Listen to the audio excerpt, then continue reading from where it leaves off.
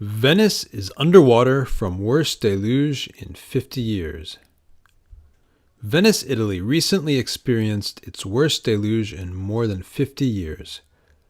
The water reached 1.87 meters above sea level and was the second highest level ever recorded in Venice, and just 7 centimeters lower than the historic flood of 1966.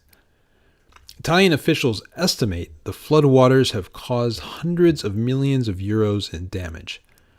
Venice is on its knees, Mayor Luigi Brugnaro said on Twitter. He added that St. Mark's Basilica has sustained serious damage. Subsequently, the mayor declared a state of emergency in the city.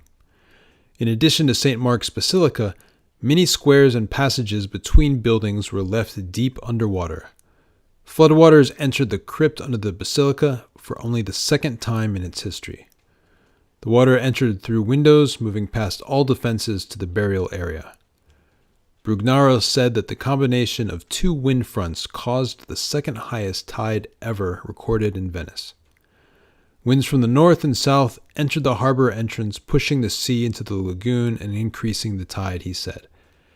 The mayor added that the sea had covered the island of Palestrina, a landmass that defends the city.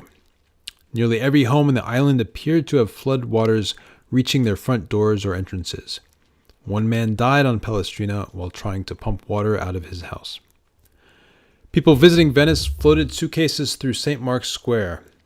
Water poured through wooden boards that store and hotel owners placed in front of doors to hold back water during flooding. And travelers staying on the ground floors of hotels were forced to move to upper floors overnight. Pictures on social media showed a city ferry, water taxis, and gondolas grounded on walkways. At least 60 boats were damaged in the flooding, civil protection officials said.